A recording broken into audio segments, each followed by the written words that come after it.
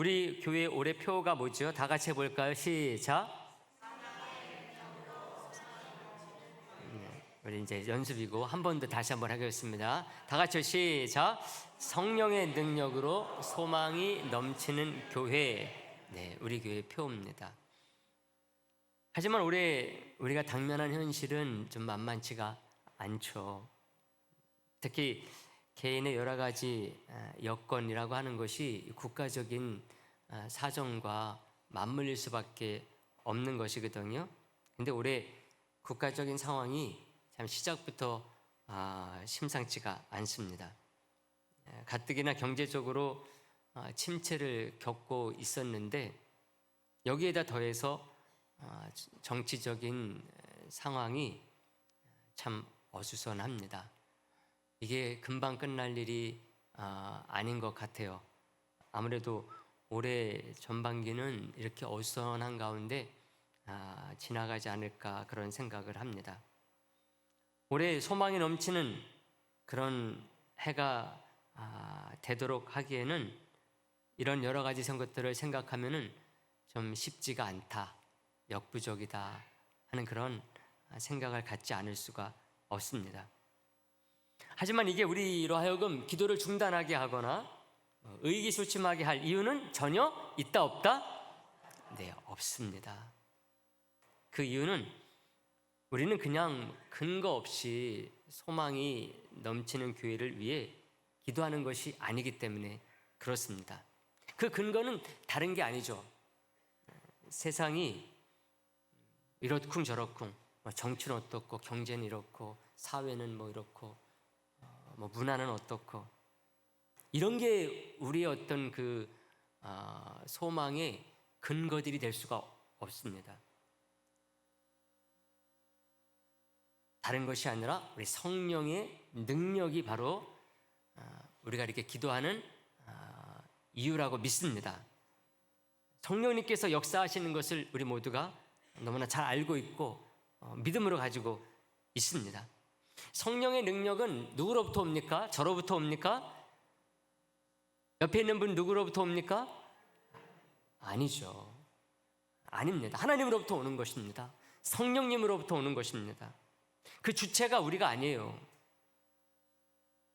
우리가 어떻게 좌지우지할 수 있는 게 절대로 아닙니다.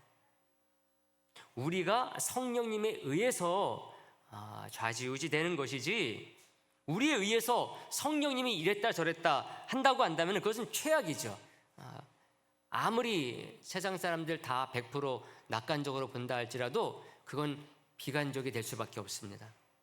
그런 면에서 우리가 오늘 야곱의 믿음을 갖고 기도했으면 좋겠다 이렇게 싶습니다. 야곱은 그의 아버지 이삭에 비한다고 한다면요, 특별한 믿음을 갖고 있었습니다. 그것은 자녀에게 풍성한 축복을 내린 것을 보게 되면 확인할 수가 있어요. 야곱은 이삭과 달리 아들만 몇 명이었습니까? 야곱이 12명이었습니다. 근데도 불구하고 하나님의 부르심을 받아가지고 이제 천국에 가기 전에, 죽기 전에 12아들에게 아주 골고루 하나님의 이름으로 복을 빌어주는 것을 보게 되죠. 이거는 이삭과는 너무나 대조적이에요. 어떤 분은 당연하게 생각하는 분들이 있는데, 이삭과 야곱이 자녀들에게 하는 것을 보게 되면은 너무나 대조적입니다. 같은 믿음에서 나온 것일까? 의심할 정도죠. 이삭은 야곱이 딱 나간 뒤에 에서가 와가지고 축복해달라 그랬을 때 어떤 상황인지 아시죠? 야곱이 누구를 속였어요?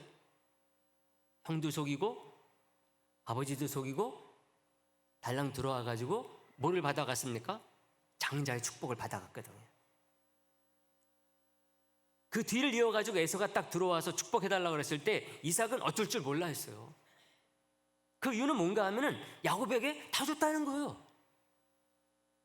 더 이상 줄 게 없다고 생각한 거죠, 이삭은.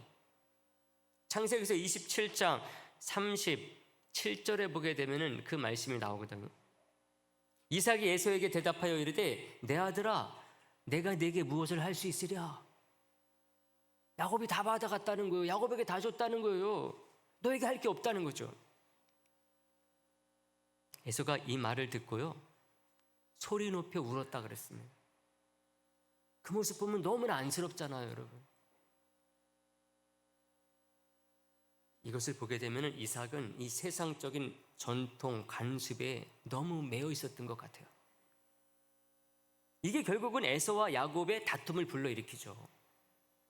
야곱이 20년이나 타향살이를 하게 되는 결과를 낳게 됩니다.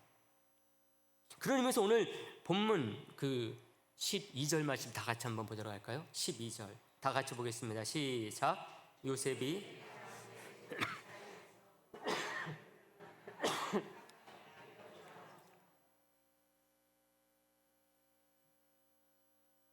요셉이 두 아들을 데리고 와가지고 야곱 앞에 이제 축복을 받게 한 것입니다.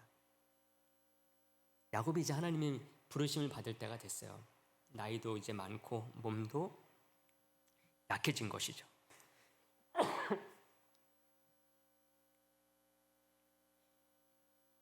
야곱은 자기의 12아들뿐만 아니라요, 요셉의 두 아들까지도 자기 아들처럼 축복을 다 해줘 버려요. 어떤 면에서는 하나님의 이름으로 자기 주고 싶은 대로 다 줘버립니다.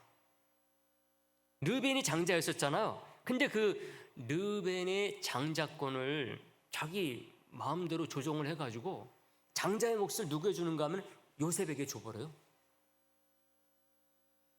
그렇다고 해서 르벤에게 준 것이 없느냐? 그렇지도 않아요. 요셉에게 주긴 줬는데 요셉의 두 아들까지도 자기 아들의 이름으로 줘버립니다. 그만큼 많이 준 거죠. 그게 방금 읽었었던 12절의 말씀으로부터 나오는 거죠. 요셉이 두 아들 므낫세와 에브라임을 데리고 축복해달라고 데려다 놓은 것입니다. 요셉은 장자 므낫세에게 장자의 축복을 주고 에브라임에게 차자의 축복을 주기를 원했어요. 억지로 야곱의 손을 그렇게 갖다 댔습니다. 장자에게 오른손을, 차자에게 왼손을. 근데 야곱은 또 이게 또 아니었어요. 므낫세에게도 그에 합당한 축복을 주면서, 그러니까 장자의 축복을 므낫세에게 줘야 되는데 요셉도 그걸 원했고, 그런데 야곱은 그러지 아니하고 차자인 에브라임에게 장자의 축복을 주면서, 그러면은 장자의 것을 뺏어서 에브라임에게 준 게 아니라는 거예요. 므낫세에게도 충분히 주면서 그러면서 또 에브라임에게 줬다는 것입니다. 14절에 보면은 그 말씀이 이렇게 되어 있어요. 이스라엘이 오른손을 펴서 차남 에브라임의 머리에 얹고 왼손을 펴서 므낫세의 머리에 얹으니 므낫세는 장자라도 팔을 엇바꾸어 얹었더라, 이렇게 얘기를 합니다. 만약에 뺏어가지고 준 것이라고 한다면은 여기서도 또 사단이 났겠죠. 므낫세가 가만히 안 있었겠죠. 근데 그게 아니었거든요. 야곱이 이렇게 하면서 그 근거를 댔어요. 자기가 하나님 앞에 얻어놓은 게 더 있었기 때문에 그걸 너한테 더 주는 거야, 딱 이렇게 얘기를 합니다. 우리가 오늘 읽지 않았는데 48장 22절에 보시면은요, 그 말씀이 나와요. 마지막 절에 보게 되면은 내가 내게 내 형제보다 세겜 땅을 더 주었나니 이는 내가 내 칼과 활로 아모리 족속의 손에서 빼앗은 것이니라, 이렇게 얘기를 합니다. 야곱의 인생 가운데 여러 가지 사건들이 성경 속에 나오긴 하지만은 이 말씀의 그 배경이 되는 내용이 어떤 것인지는 정확히 알 수 없어요. 근데 분명히 말하고 있어요. 야곱이 그냥 근거 없이 뭐 엿장수 마음대로 주는 게 아니라는 거예요. 자, 그렇게 했을 때 하나님의 이름으로 하는 것이거든요. 그럼 하나님의 이름으로 할 때 근거가 있어야 되고 합리적이어야 되죠. 설득력이 있어야 되죠. 충분히 그렇다는 것입니다. 그래서 하나님의 이름으로 12아들에게도 충분히, 그리고 요셉의 두 아들에게도 또 충분히 준다는 거죠. 만약에 이것을요 이삭이 봤다, 그렇다면 놀래 자빠졌을 거예요. 자기는 그런 거 못했거든요. 그런 거 없는 줄 알았어요. 하나님에 대해서 잘 몰랐던 거죠. 이게 어떻게 가능한 거야? 내가 그랬으면 벌써 옛날에 그 에서한테 줬지. 괜히 내가 그때 못해가지고 에서와 야곱이 싸우게 만들었는데. 너무나 의아하게 생각했을 것입니다.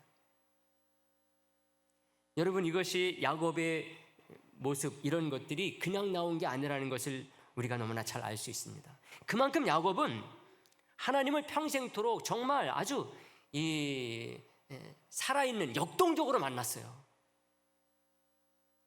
하나님의 풍성함을 마음껏 체험했다는 거예요.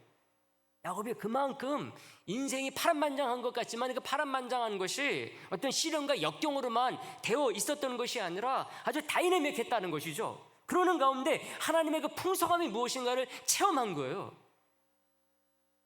다시 말하면 성령의 그 충만한 은혜를 많이 체험했기 때문에 그래요. 아무렇지도 않은 인생, 어제나 오늘이나 내일이나 똑같은 인생을 산 사람들은요, 이 하나님의 그 충만한 은혜가 무엇인지를 알 수 없을 때가 많이 있어요. 하나님께서 주신 인생 속에서 여러 가지 일들, 고난도 마찬가지죠. 그걸 부정적으로만 보게 되면은 이런 하나님의 충만한 은혜가 무엇인가를 체험하지 못해서, 그 체험하지 못한다는 것은 뭔가 하면은 그만큼 많은 것을 물려주지 못한다는 거죠. 야곱이 평생 고생도 많이 했지만 반면에 그 인생 속에서 우리 하나님의 놀라운 역사를 체험을 통해서 많이 알았어요.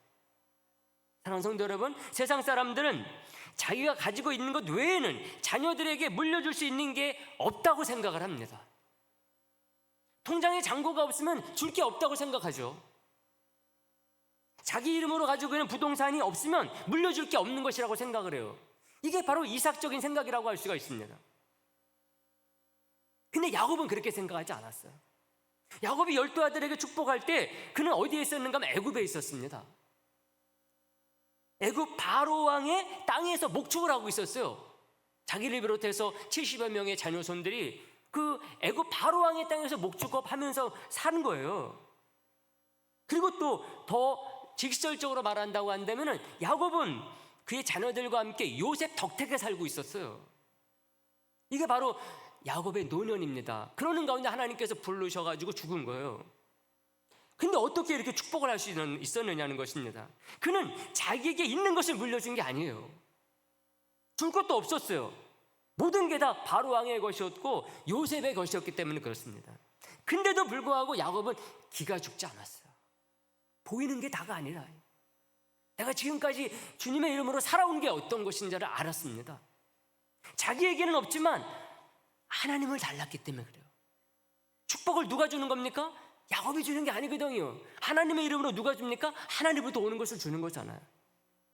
하나님을 믿고 하나님의 있는 것으로 자녀들에게 주기를 원했어요. 그리고 그것을 위해서 평생 열심히 신앙으로 살았던 거예요. 신앙으로 열심히 살았던 거예요. 마치 그 하늘에 그 보고의 그 보물들을 쌓아놓고 있었던 것이죠. 바로 그것을 자녀들에게 주기를 원했던 것입니다. 사랑하는 성도 여러분, 소망이 넘치는 교회가 되려면 우리 성도 한 사람 한 사람 소망이 넘치는 해가 되어야 될 줄로 믿습니다. 교회만 그렇고 성도의 가정은 반대다 그러면은 바람직하지 않죠. 우리의 기도의 방향도 아닙니다. 그래서 오늘 우리들이 2025년 첫 우리 찬양 기도회를 드리면서 개인적으로도 가정적으로도 교회적으로도 세상적으로도 소망이 넘치기를 성령의 능력을 힘입어서 기도하는, 그래서 응답 받는 넘치는 그런 한 해가 되기를 주님의 이름으로 기원을 하면서 오늘 뜨겁게 함께 기도하는 시간 되기를 간절히 바라겠습니다.